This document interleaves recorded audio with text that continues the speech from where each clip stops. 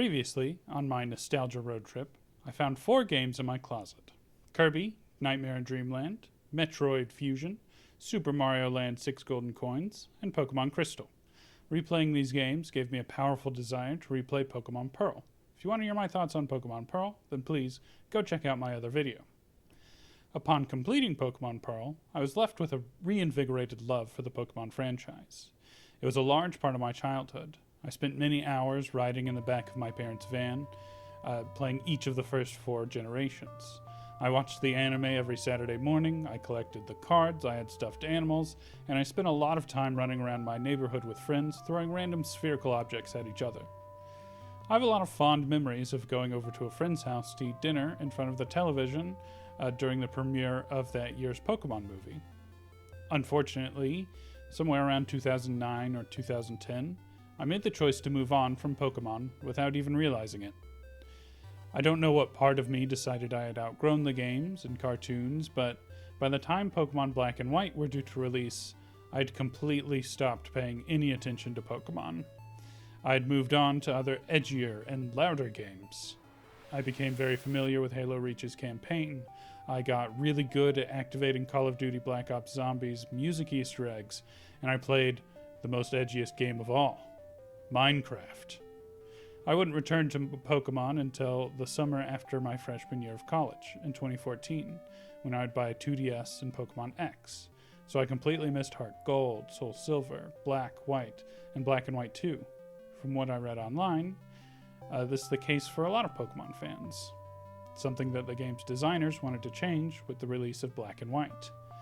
While looking for information on what inspired the designers for the new Pokemon that Black and White introduce, I found a couple of interviews from 2011 with Junichi Masuda, Pokemon's director, and Kintsugi Mori, Pokemon's visual designer.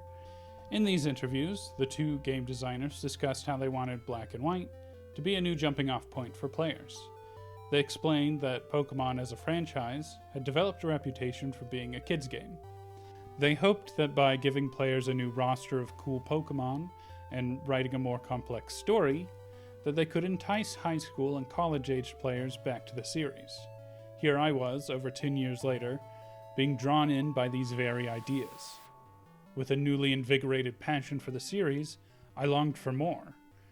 It seemed that these 2 games that I overlooked so long ago could give me exactly that. So I set out to try and find a copy of Pokemon Black or White. I eventually got my hands on a copy of White and managed to stick to my personal rule of not spending more than $30 on a used game. As I left the store, I was filled with excitement. In my hand was the chance to experience a new Pokemon game for the very first time. I went home, inserted the cartridge into my DS, and pushed start. There's something really wonderful about pushing start on a new Pokemon adventure. That feeling of excitement as the professor appears to ask you your name is so nostalgic. I was a little giddy as I booted this game up for the first time and started a new save. This time, I'll be talking more about the story as I introduce each Pokemon that I added to my team. The story is one of the major additions to Generation 5 of Pokemon, and I think it would be difficult to describe my experience with the game without discussing the story at length. The story begins in Nuvema Town, with our rivals, as we meet our first companions. This isn't the first time in the main series where we have multiple rivals, but I do think Black and White do it best. Bianca, Chirin, and In each reflect a different version of the Pokemon story. Chirin fits the typical mold of a Pokemon rival, as he is constantly challenging you in order to prove how his strength has grown. During the first half of the game, I found his challenges to be a bit of a nuisance, because I saw In as my real rival. But by the end, I loved fighting Chirin, and getting to see how he was shaping his team and learning what true strength is. I found myself identifying most with Bianca by the end of the game, having spent a lot of time myself searching for what I want to do with my life. I found her antics to be endearing as I watched her experience the world beyond Nuvema Town. Together, the 3 of us receive a starter from Professor Juniper before we set out on our trip across Unova. I chose Oshawott as my starter because he's an otter samurai. What's cooler than that? Right off the bat, you can see a major difference in the designs of the new Pokemon. The designer's goals were to make the Pokemon cooler in order to appeal to older players, so you see less round and fluffy Pokemon and more sharp designs. Seeing them for myself, I can see that they were always trying to strike a balance between friendly pet and intimidating fighter. I think they work most of the time, but some of the designs for Generation 5 Pokemon are hit or miss for me. There are some that I love, like Oshawott, and others that I find to be just okay, like Clink or Vanilla Ice. Still, I appreciate the variety in new designs.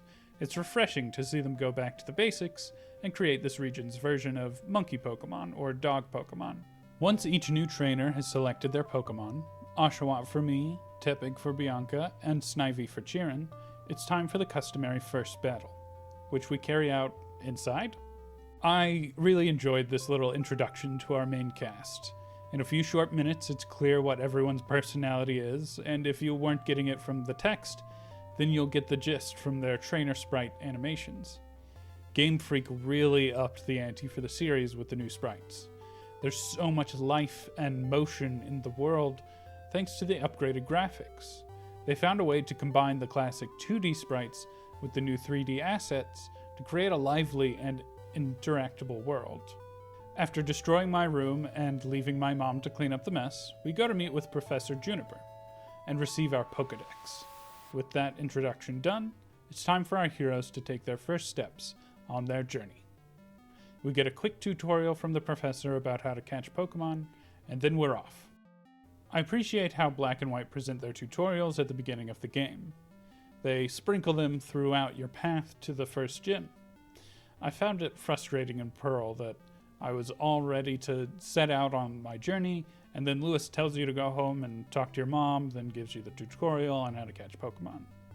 Here, you get to keep your momentum, while still learning the ropes. Now that we can catch Pokemon, it's time to meet the second member of our party. My second member is Lillipup, who I chose to appease my sleep paralysis demon. Lillipup is the time-honored dog Pokemon that is literally a dog.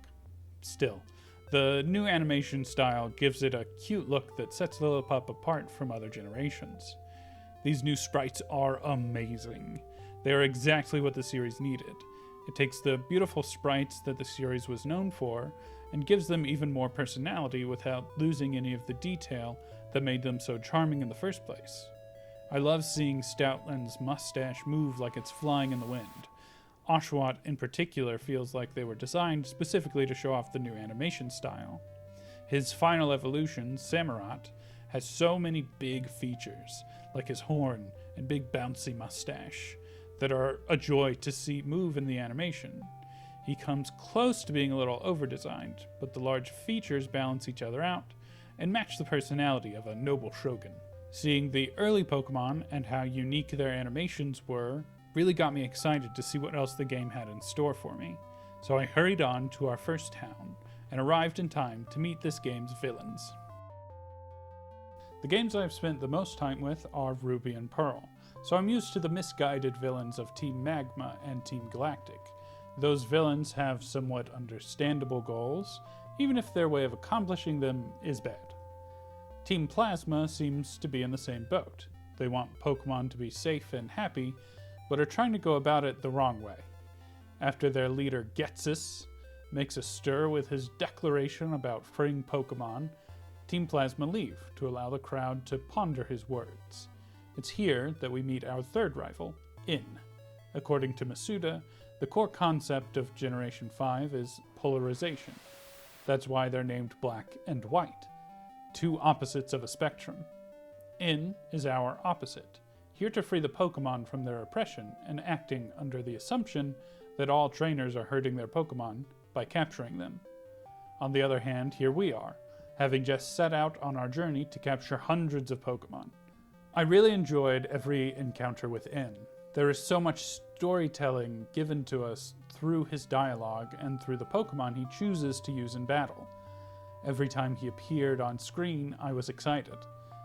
We defeat In this first encounter, but he is not swayed from his beliefs in the slightest. He heads off to find more Pokemon to talk to, and we head on to Striation City. I had 2 of 3 party members by the time I got to the first gym, Slip and Rosie. I did 0 research going into my playthrough, so when the first gym had someone waiting outside to tell me my team was not suited to take them on, I was intrigued. This was clearly a tutorial to explain Pokemon's type advantage mechanic. It got my hopes up. I thought that this meant each gym would focus on a different mechanic, rather than one type of Pokemon. The game even gives you a Pokemon to balance out your team in order to make sure you have the tools needed to defeat the first gym leader. On my first playthrough, I was disappointed that all the other gyms fell back into the typical function of using a single type of Pokemon. The game wound up finding other ways to increase the difficulty. Team Plasma developed new strategies with their Pokemon as the game progresses. Chirin slowly improves on his team's synergies every time you battle. And several of the gym leaders deploy tactics that are brutal. I didn't appreciate these things until my second playthrough. I think these are a better way of shaking things up for the player, rather than what I was expecting on my first playthrough. It preserves one of the most important aspects of Pokemon games. The Pokemon games have always given players the freedom to control the difficulty of the game themselves. You can optimize your team to destroy every challenge thrown at you, or you can impose your own rules, like Pokemon players have been doing for decades, with Nuzlocks and badge quests. Personally, I restrict the number of healing items I can use in battle. Pokemon White's design gives the player greater challenges while keeping what players love about it intact. Even if I wanted a little more from this game in terms of challenge, what I was presented with still got me to look at the Pokemon I encountered a little differently. Something that is most evident with my third party member, Muna. Black and White have a slight change in level design and balance. Each major city on the map is accompanied with a small area with trainers and wild Pokemon. It's an additional location for the player's Pokemon to gain experience. I think it's a great addition for the world building. If everyone in the world has Pokemon and wants them to grow and get stronger, then it makes sense that communities would have a place they take their Pokemon to train. Basically, every town has a dog park, but their dogs can spontaneously combust. It's in Striation Town's Dream Yard where we meet our third member, Muna. We are initially introduced to the Pokemon Muna when we are sent to collect Dream Mist. It is here that we see Team Plasma's true colors. We arrive in time to see these brutes beating the poor Pokemon, trying to force it into releasing Dream Mist. I appreciate the return to a more overtly evil team. Team Plasma are just downright mean in a way we haven't seen since Team Rocket. They mirror Team Rocket in a lot of ways, being a gang of ruthless thugs led by an enigmatic and intimidating leader. They manage to stand apart from Team Rocket because of N, who adds this additional layer of true conviction. Just like N, I enjoyed every encounter with Team Plasma.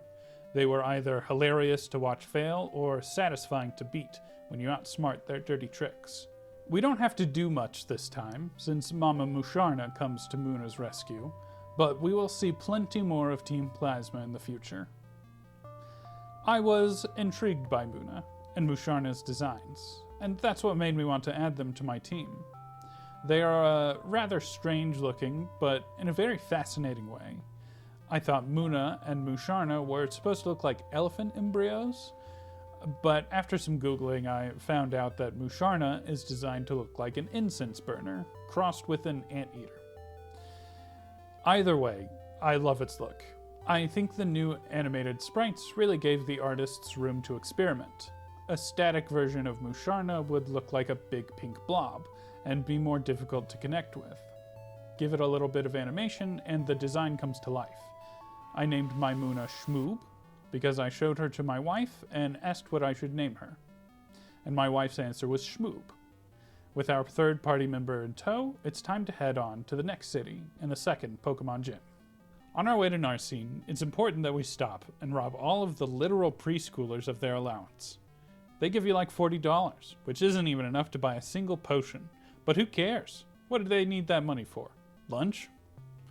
We also have another fight with Chirin and help get this kid's Pokemon back from Team Plasma. Now, we can head on to the next town. In Narcine, we have our second fight with In. There are a lot of interesting details about In that we see throughout the story, mostly revolving around his choice of team. Here in the early game, we see his team change a lot, which is new for a Pokemon rival. Typically, a rival has the same team every time, and we get to see that team grow and evolve as they continue on their journey. In appears to do a lot more experimenting. He starts with a Purloin, who we don't see again. Here he has a Pidove, a Timpoke, and Timber. What this means is up for interpretation. I think In is honest in his endeavor to free Pokemon, so I suspect he is regularly releasing the Pokemon he catches back into the wild. Once we beat In, he mumbles to himself about some mysterious legendary Pokemon and wanders off. Now we can move on to the gym. There have been only a few normal type gym leaders as of Generation 5, and I think I like the design of this gym most. Norman's gym in Gen 3 is the most plain, leaning into simplicity with its dojo concept. I like the sporty, girly look of Gen 2's gym, but I enjoy the creativity of Unova's gym the most. I think it makes a lot of sense for the normal type gym to be a museum. Not because it's boring, but because of normal type's versatility. A scientist needs a wide tool set in order to carry out their research effectively.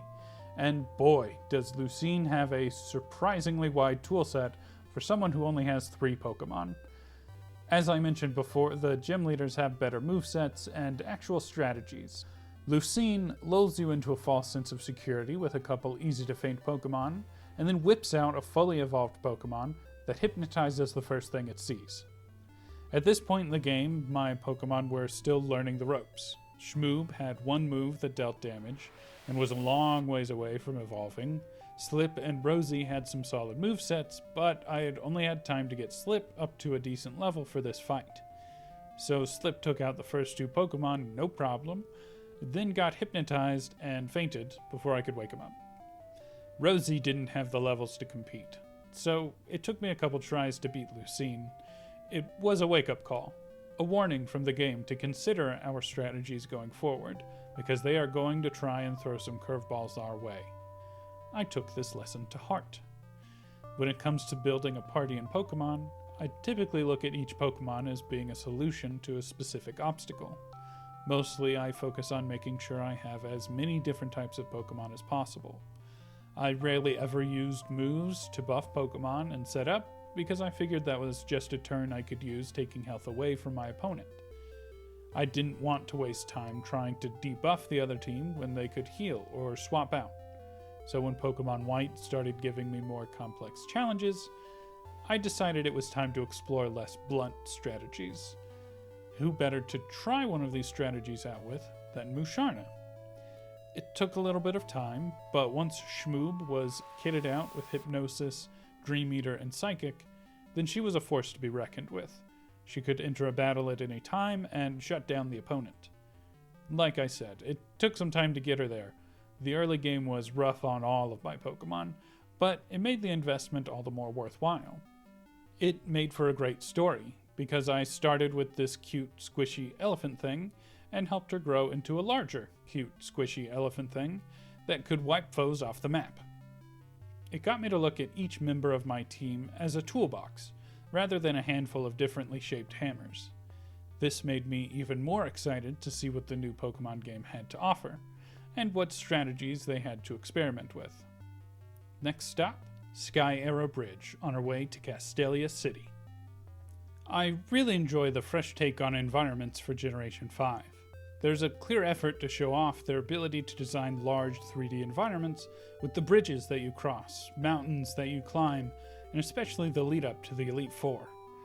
I think they did a great job of imagining America as a Pokemon region with the wide variety of climates that you travel through, and the mix of urban and rural environments. The massive landmarks, packed cities, and open roads aren't something they could have achieved without 3D. All of this variety captures the spirit of what traveling across America can feel like. The number of mysteries that can be found, the random roads you can get lost down, and the grand landscapes you can see really lend the game this feeling that you're on a cross-country road trip with your friends. It's a fantastic vibe that fits the Pokemon formula quite well. Although for some reason the frame rate drops every time you walk up the most casual of inclines. The next stop on our road trip is Castelia City. Castelia City is based on New York City, the inspiration for Generation 5 as a whole. In an interview with Nintendo Magazine, Masuda discussed his experience attending the launch of Diamond and Pearl in New York City.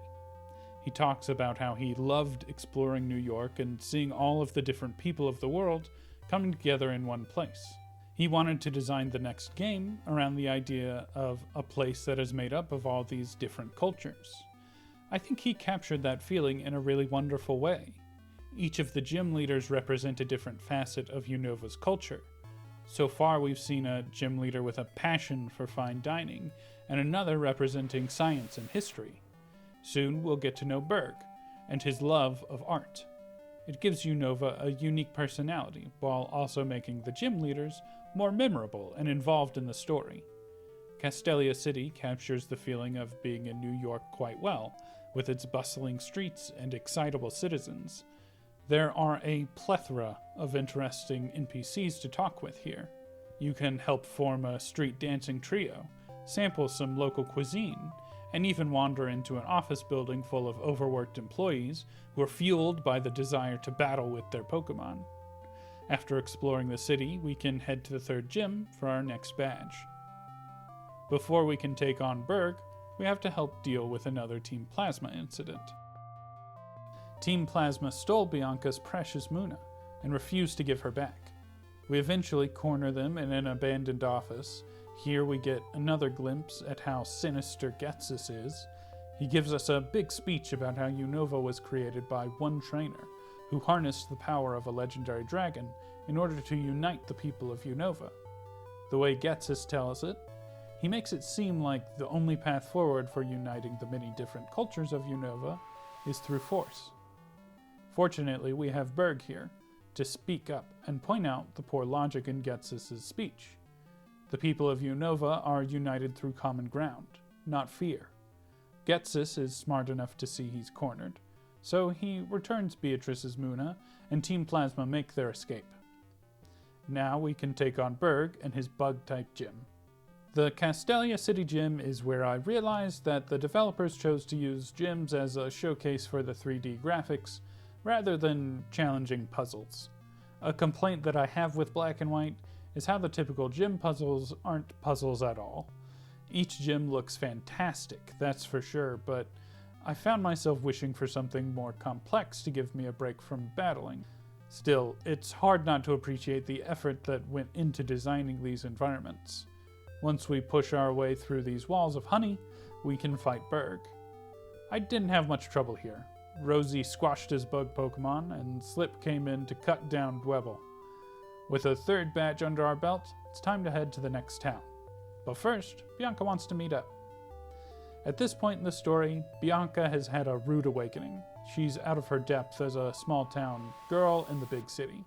She's very aware that things with Team Plasma might not have turned out so well.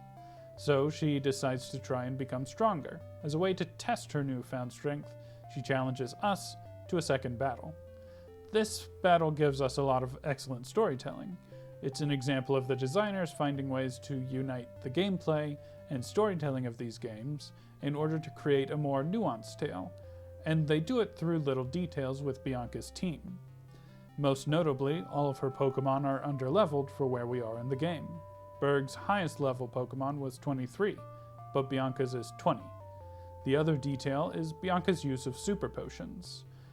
I might be wrong about this being an intentional detail because it isn't uncommon for trainers to use healing items in battle. However, when a gym leader uses a potion, it feels like a final test, a trump card, to fool any player who's getting by on luck. When Bianca uses healing items, it feels like a crutch, like she couldn't even stay in the game without that extra boost. Needless to say, I defeated her easily, but she insists that she isn't done. She explains that her journey so far has introduced her to a lot of great people and Pokemon. This inspires her to keep searching for her purpose. She returns to Castelia City, leaving us to continue on to Nimbasa, and to find our next party member. I hadn't planned on adding Darumaka to my party when I started playing, but at this point I could tell it was time to add a fourth member to my party, or I'd start getting overwhelmed by stronger trainers. I figured I needed a fire type to help round out type coverage, and I was looking for a good hammer to add to my toolbox. Someone who could just blast the enemy with raw power. I ran into this adorable squishy-looking monkey, and thought they'd fit the bill perfectly. I named them Punch, because I had a feeling that they'd be doing a lot of that. With Punch in my party, it was time to carve my way through the horde of backpackers on Route 4 to reach Nimbasa City. We immediately run into Team Plasma, who are accosting this poor daycare worker. Once again, we get a great bit of storytelling done through our battle with this grunt. Team Plasma seems to be trying to adapt to our high skill by relying on dirty tactics. This guy's watchdog knows Sand Attack, Hypnosis, Protect, and Crunch. Punch immediately got hit in the face with Sand Attack and couldn't hit the watchdog, so I switched to Slip, who was instantly put to sleep, so I swapped to Rosie, who finally got a move off, only for the opponent to use Protect. It was a frustrating series of events, but we managed to win without any of my Pokemon fainting. We've seen the villain team get stronger in previous titles, their Pokemon always evolve eventually, but I don't think we've ever seen the bad guys resort to cheap tactics after being defeated a few times. Team Plasma scurry off into a nearby carnival, and we're free to explore the city. After exploring the city a bit, we can find Bianca at the Pokemon Musical. I'll be honest, I didn't interact with the Pokemon Musical even once beyond the required tutorial. I've had 2 opportunities to check it out, and I've ignored both of them. I'm a theater kid. I've lived this experience in real life. I don't need it in a Pokemon game.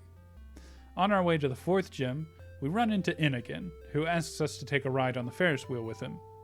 He confesses to being the leader of Team Plasma, and continues to share about his dream of freeing the Pokemon of Unova. He seems to be rambling at this point, perhaps having seen more of the world has caused him to question his goal. At the very least, he is failing to get his point across, because when he asked if I understood what he was talking about, my honest answer was no. He challenges us to a battle in order to give his lackeys a chance to escape. This battle is a step up from the last. He's changed his team again, presumably because he knew the others were unhappy, and chose to release them. His new companions gave me a run for my money, but I managed to come out on top. Defeated, In takes off, leaving us to challenge the 4th gym. I think the game knew I was hoping for something more challenging from the gym battles, and boy did it deliver. I'm not sure I appreciate how it went about it, though. Every trainer is prepared with lightning-fast Pokemon, and moves that shocked our team into paralysis. Emolga will haunt my dreams until the end of my days. I must question the sanity of any who would employ this foul creature to do their bidding. Even the gym leader uses something close to a strategy. She spams Volt Switch, making it difficult to feint her to Emolga or affect them with any sort of status effect. Once you manage to take out one of the Emolga, Zepstrika shows up to shut you down. During my second playthrough, I was a little more prepared. I buffed Rosie enough that she could one-shot Emolga once she got the chance, but even then it was a struggle. I can see this gym being pretty easy if you chose to pick up a ground-type Pokemon on the way, but since I didn't do that, I allowed myself to use healing items to make up for the fact that my team was poorly suited to take on this gym. Once I managed to get a win, it was time to head for the next gym. Before we get there, we need to make a quick stop to pick up our next party member, Trubbish. Trubbish is the one Pokemon I specifically sought out for my party. I remember making fun of Trubbish when I first learned about it.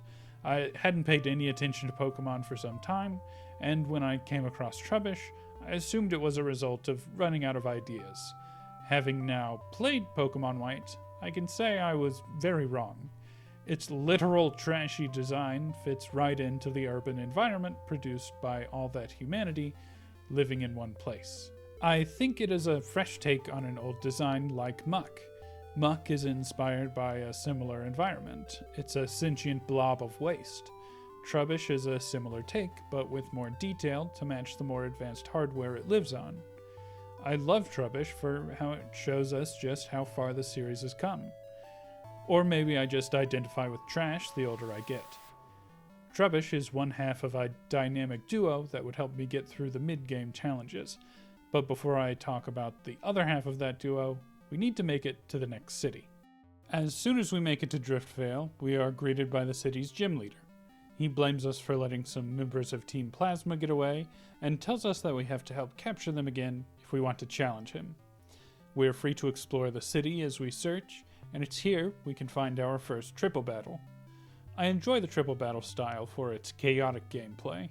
Since Gen 5 has such fast-moving animations for attacks and health bars, things move at an intense pace. It adds a layer of complexity to battling by having positions on the field affect what Pokemon can be attacked. I'd have liked to see this style utilized a little more, especially with the number of times we have to take on a gauntlet of Team Plasma grunts. For example, we find Team Plasma in the nearby cold storage and corner them in a storage container. It was just me and Chirin against 10 Team Plasma members, and we have to fight them all one by one.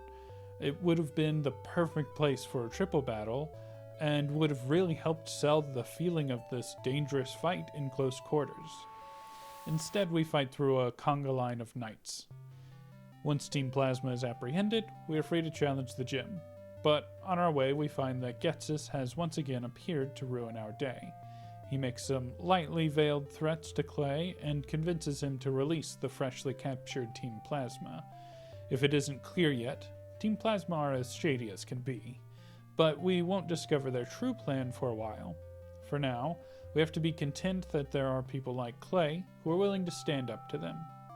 Once Getsus is gone, we are invited to the gym to earn our 5th badge.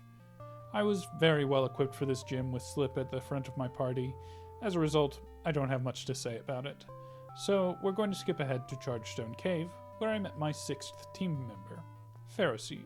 I can't give you a specific reason for why I added Ferroseed to my party other than seeing him and instantly feeling a need to become best friends with this adorable spiky little egg. I had some faint awareness that he would evolve into a very good Pokemon, but I believe the main motivation came from a deep identification with the desire to exist as a pokey little guy. He is a Pokemon that requires a lot of investment before he is a dependable member of the party, because he doesn't learn many attack moves until the late 30s, and doesn't evolve until level 40. Fortunately, the game gives you a solution to leveling up weaker Pokemon. In the same area, you can encounter Ferroseed. The Lucky Egg item is not a new addition to the Pokemon series, however it is more accessible in Black and White. In previous titles, the item has to be taken from a wild Pokemon, but in Black and White, the Professor Juniper just gives it to you. I found this item to be a great answer to the problem of needing to get underleveled Pokemon up to levels for the current challenge. I think it's a much better solution to the issue of grinding than XP share for the whole party. Rather than sticking Ferroseed at the back of my party to be forgotten about until it evolves, the Lucky Egg requires me to continue to interact with my Pokemon. I wound up using the Lucky Egg and XP share in tandem. I would give the lowest level Pokemon in my party XP share, and whoever was at the front would hold the Lucky Egg. This meant I could level up 2 Pokemon at once, without sacrificing the speed at which one of them gains experience. I could rotate my party and still have fun interacting with each team member, while making sure everyone was kept at a high level. It helped the game keep its momentum as I charged through the next challenges. With a full party, I made my way through Chargestone Cave. We meet my favorite side characters, the Exposition Ninjas. They guide you towards a short gauntlet of Team Plasma grunts at the end of which is In, continuing to muse on his dream. He once again has an entirely new team of Pokemon, and this time I realized that they all could have been caught in the cave we just traveled through. Clearly, In is struggling with the contradiction of needing Pokemon to achieve his goal, when his goal is to free all Pokemon. Once defeated, In says as much, and runs off to continue on his journey. Next stop on our road trip is Miss Stralton, with the Flying Gym. Here we meet the gym leader Skyla, We get another sequence where we see how the gym leaders of Unova are very active in their respective communities. The gym leader here is a pilot, and while flying, she spotted a Pokemon in need. She runs off to help the poor thing, and we follow her to Celestial Tower. I think they designed Celestial Tower and the Flying Gym just to show off the 3D graphics. We've had a spooky ghost tower in every Pokemon game up to this point, and they each have very similar layouts. 2 or 3 floors filled with tombstones and trainers. I think we see them regularly because they are such a useful tool for storytelling. Every culture in real life has a reverence for the dead. Graveyards are as common in real life as grocery stores or gas stations. It makes sense that a world where Pokemon are so vital to human existence that people would treat them with the same respect as a family member. Along with being a very relatable landmark, the Pokemon graveyards also tell little stories through the trainers you battle there. There are always the typical ghost and psychic trainers, but the Pokemon games always make a point of including other trainers who are clearly there just to visit their lost companions, like this father and daughter. At the top, we can find Skyla. She's successfully healed the Pokemon she spotted and is ready to meet us back at the gym. The flying type gym also feels like it was designed with the express intent of showing off the game's new look. You get into cannons and get launched across the room in a strange game of leapfrog in order to reach Skyla. Once we beat Skyla, she tips us off about some Team Plasma activity happening on our path to the next city, so we can check it out on our way. As we leave, we encounter In again. This time, it feels like he's looking for an excuse to hate us. After all, as a trainer on a quest to complete the Pokédex, we represent everything he is fighting to change. He asked Punch if I was a fitting trainer, and I'm glad to say that Punch had my back. In doesn't find what he's looking for in confronting us, so he tells us Team Plasma's plan and takes off. Now we head for Twist Mountain on our climb to the Ice-type gym. But first we have another fight with Chirin to get through. This fight was more of a challenge than his previous attempts at besting me. He seems to have perfected his healing strategy with Servine by giving her leftovers and Leech Seed. It makes Servine a slog to get through, and it almost fainted my whole team because I had a few Pokemon that were underleveled. But we still managed to pull it off in the end. It turns out, we were being watched by Alder, the champion of the Pokemon League himself. He challenges Chirin's desire to become strong, and tries to get him to articulate exactly what Chirin wants from strength, because being strong isn't enough without some sort of purpose. I appreciate Alder being here to say what our silent protagonist can't, that it doesn't matter who wins or loses. Chirin and the main character make each other stronger with each meeting, and that companionship is more important than the strength gained by our Pokemon. The champion's words don't seem to quite sink in for Chirin, because he is off to Twist Mountain moments later. There's no point in dabbling, so we take off after him and make our way to Icarus City and the Ice Gym. The Ice-type gym was a breeze. Punch literally melted their way through every single trainer, and then Rosie tagged in to smash a couple of the gym leader's Pokemon before Punch finished off his last team member. With our penultimate badge in hand, we can head further north to the Dragon-type gym, but as we leave, we find Chirin and Bianca waiting for us. I love this brief little encounter with our rival characters, because it shows that Chirin and Bianca have swapped spiritual places. Chirin began his journey confident and resolute in his mission to become the strongest trainer in Unova. Bianca began our road trip with shaky legs, rattled by her father's attitude and unsure of what she wanted to do with her life. Now we find Chirin is the one who's lost their nerve, and Bianca is confident in her path. Chirin is no longer certain that becoming strong is what he wants, or that it would bring him any sense of fulfillment. Bianca has embraced the fact that she doesn't know what the future holds, or what she wants to do with her life, and she seems comfortable with that.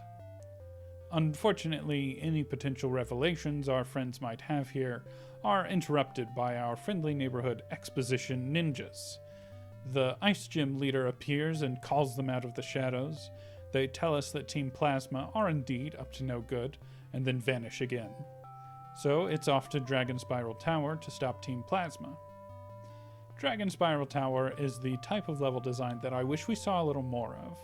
It has a couple of rooms that take full advantage of the 3D with its mazes. You're able to climb up pillars that have fallen over to reach new locations in one room. You have to navigate jumps with a perspective that obscures your path in another. And in a final room, you are making your way through a simple circular maze. These puzzles are something that the game is missing, and unfortunately these challenges are gone as soon as you come across them. We see lots of innovative level design throughout Unova. The game specifically likes to use the 3D environments to give you an overview of a maze before you dive in, like Twist Mountain. I miss more complex mazes that we saw in places like Wayward Cave and Diamond and Pearl that require more complex maneuvering. I found my way to the top of Dragon Spiral Tower to find In, who has successfully resurrected one of Unova's legendary Pokémon, Reshiram. He believes that if he can show the world that he commands the power of Reshiram, then he can convince everyone to release their Pokémon willingly. Maybe he's right. There are certainly plenty of examples of such influence in real life, but we aren't going to let him find out. It's off to Opelucid City to find out how to summon our own legendary dragon. As we leave, we get a conclusion to Chirin's character arc. Seeing the determination of Bianca, the gym leaders, and Alder, Chirin has finally realized that his strength comes from his friends, and that the purpose of that strength lets you help your loved ones and others when they are in need. Now he's going to use that strength to help protect Unova. It's off to Relic Castle to stop Team Plasma again, right? I was kinda bummed when I first played through this next part. The adults in the room sent me on a bit of a wild goose chase in order to find how to resurrect Zekrom, the box legendary. First, they send us to the Relic Castle in the desert, and then to the museum in Narcine. I charged through the castle expecting to find a cool legendary at the end to add to my party, but the only thing waiting for me was Ghetsis. It's quite the bait and switch for someone who has played 4 games before this, and they all follow the same general outline. Just before the final gym, the villains reveal their evil plan, and you catch the box legendary. On my second playthrough, I appreciated this twist on the formula a little more, because of how well it fits the story. The game is all about polarizing points of view, and how following one perspective so resolutely can prevent us from finding a solution to our problems.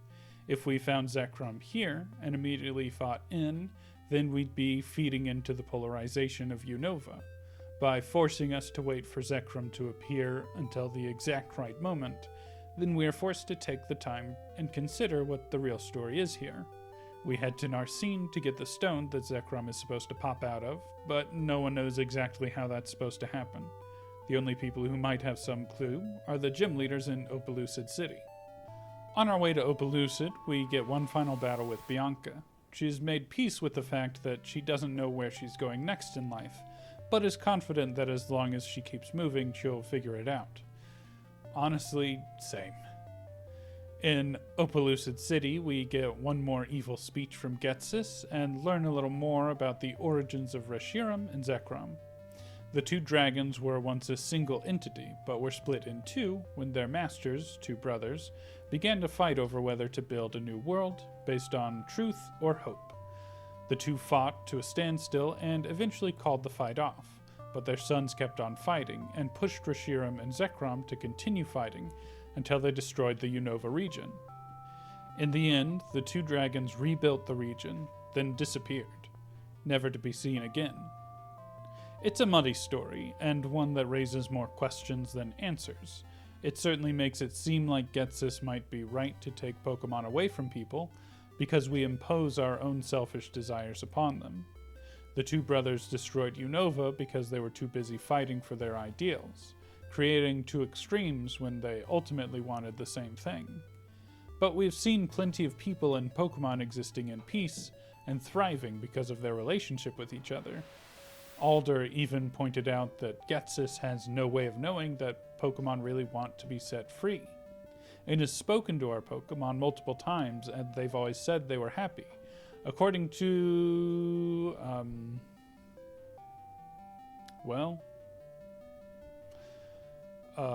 I just put in parentheses, I can't find who said this, so if I find where they said it in the game, it'll appear on screen now.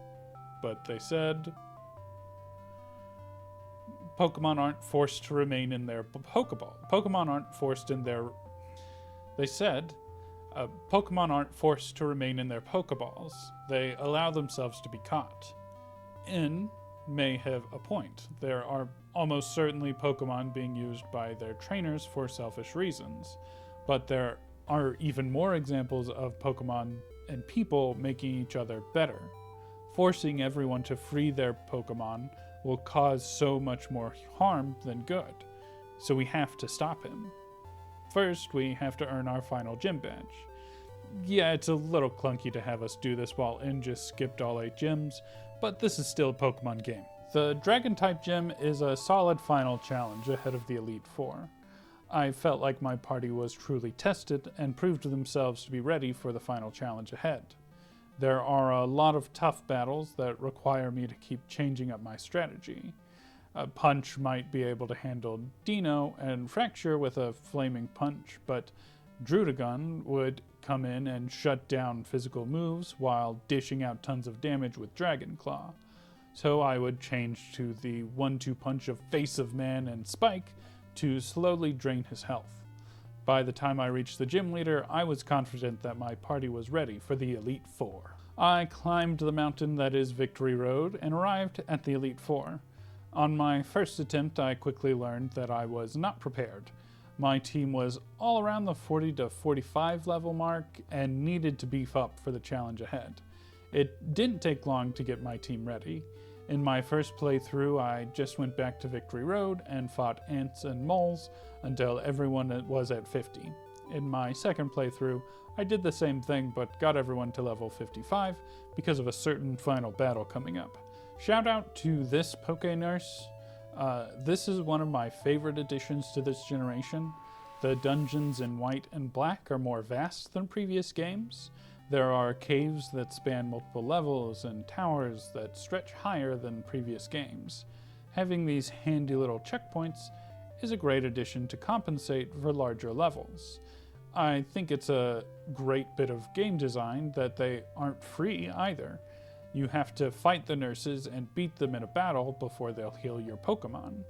They aren't especially challenging battles, but because they come at a point where your Pokemon are likely low on health, they offer a challenging bit of risk assessment.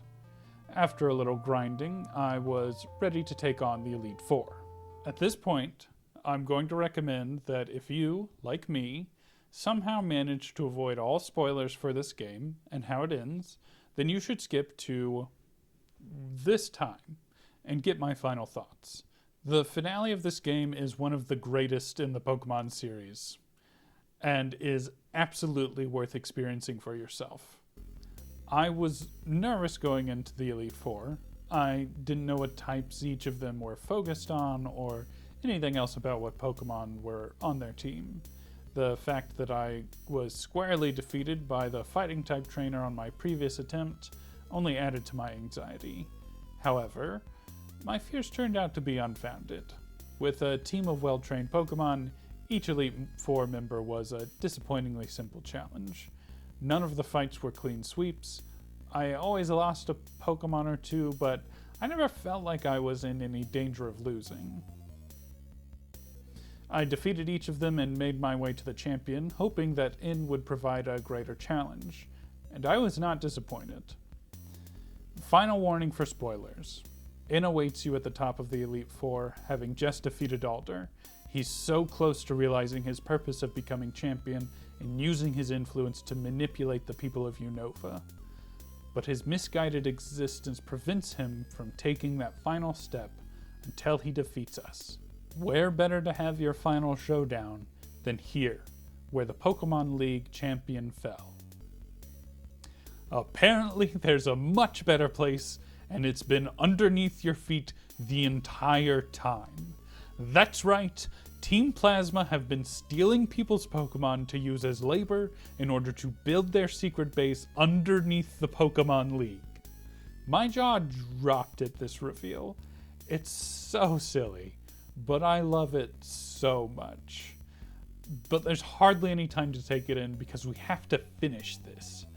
At the entrance to the fortress, the mysterious sages are waiting for you.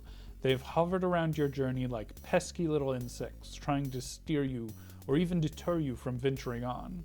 I was itching to take them on, but a gauntlet of them all would surely be beyond my team's ability. I had no choice but to face them in order to stop in from ruining the Unova region. And if I had to go through all of these old losers, so be it. I stepped forward, and to my surprise, a voice came from behind me. Each of Unova's gym leaders had made their way to the Pokémon League and were here to stand beside me.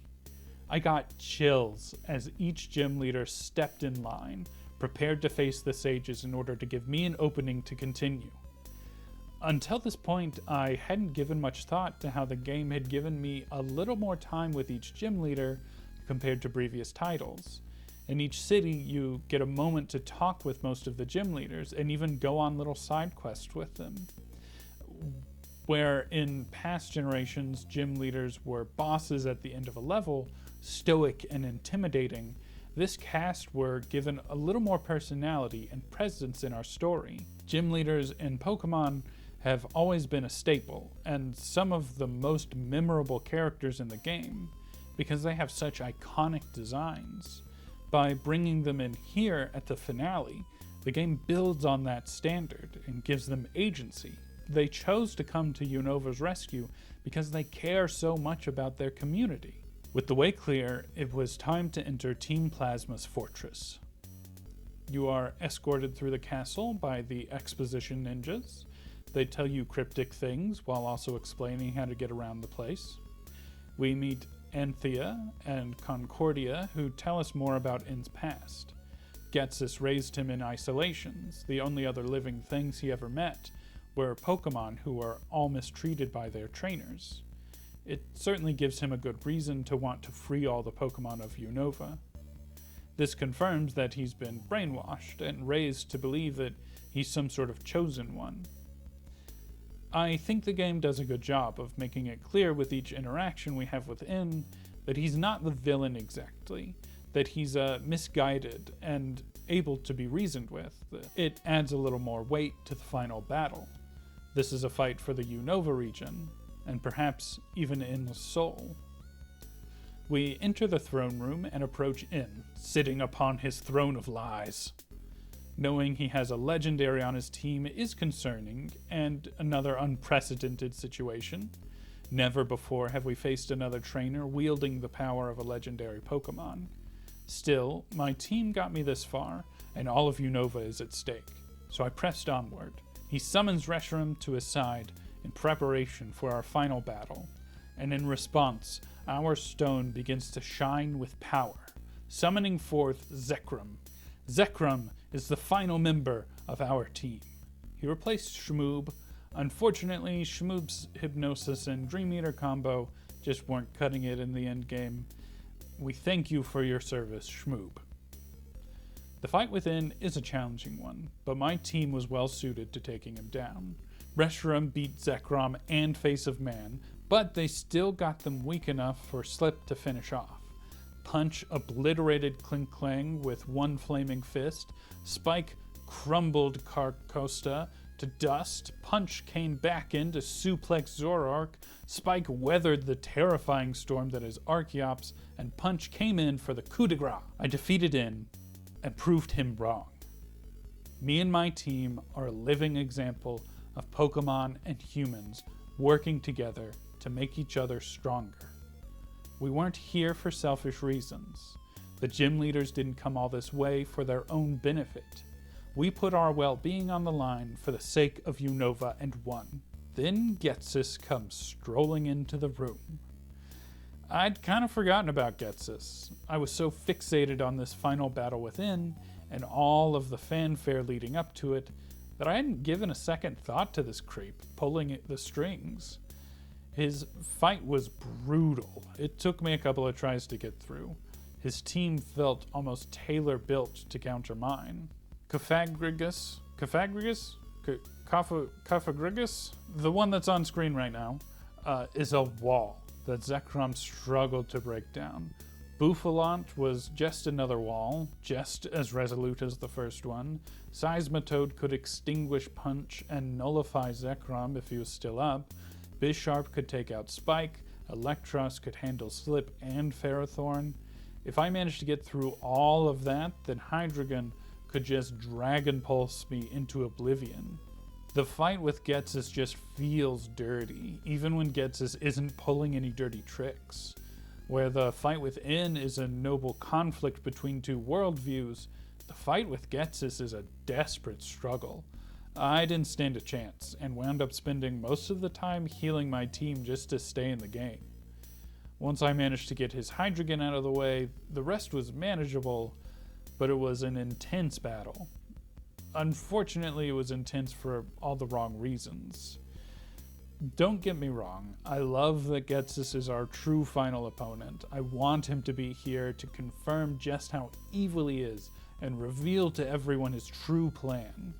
But I wish this final battle was a little better balanced. His team really has a counter for everything, so I can't imagine coming into this battle prepared if you've just been using whatever Pokemon you think are cool.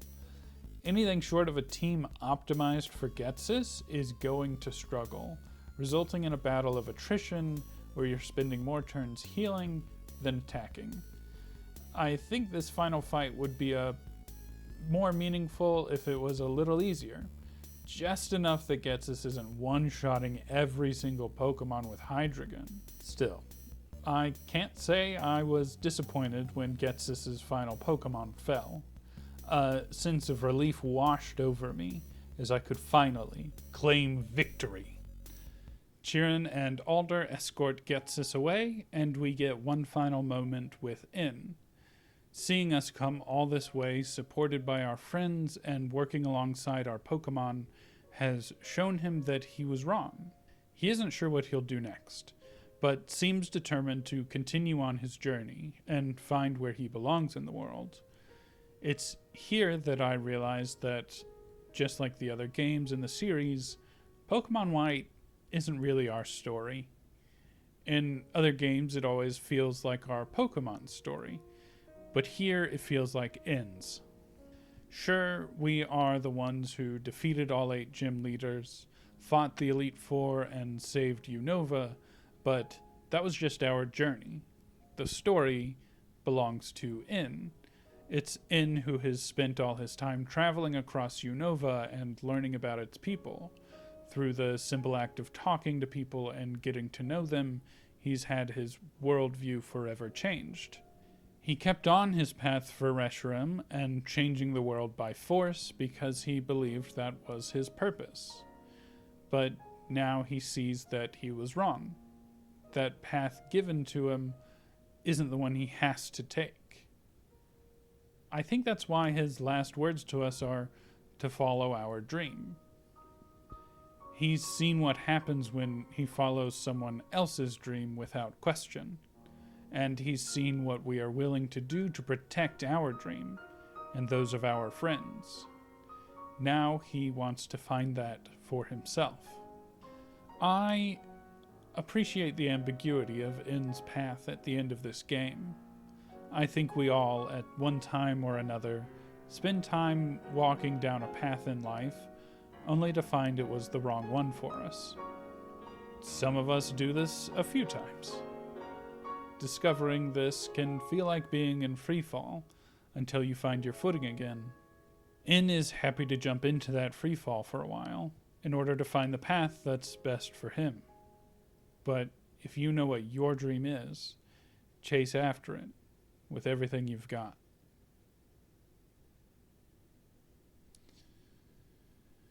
That was Pokémon White. I understand the hype now. This game is taking so many big swings. It is doing so many things for the first time in the series and building on established mechanics in a lot of really interesting ways. I think most of their swings landed. The mixed media of animated sprites and 3D environments works so well to bring the Pokemon world to life in a way never seen before. The story is firing on all cylinders with so many characters to relate to and a world that feels full of life. On the other hand, I think the gameplay is lacking in some areas. It could use some extra challenges to break up the battling gameplay. All in all, though, I loved this game and can't wait to keep playing it. I know there's a lot left to do in the post game. I am very interested to see how they built on this game with White 2, but before we get to the end of old Pokemon, I want to go back to the beginning and see where all of this started. Until next time, I hope you can follow your dream.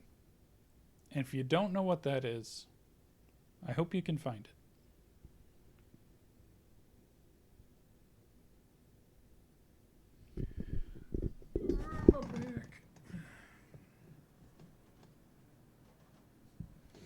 Have you had the chance to play Black or White? Let me know what you think of these games in the comments. I'll be taking a quick break from Pokemon in the next video that will be out in October. But I'll be continuing my journey through the Pokemon series in November with a video about Blue and Crystal. If you like sci-fi and audio dramas, then please check out my podcast, The Fleet, wherever you listen to podcasts, and on YouTube at Misfit Peacock Radio Theater. You can find links in the description. Thanks again for watching. I hope you have a great day.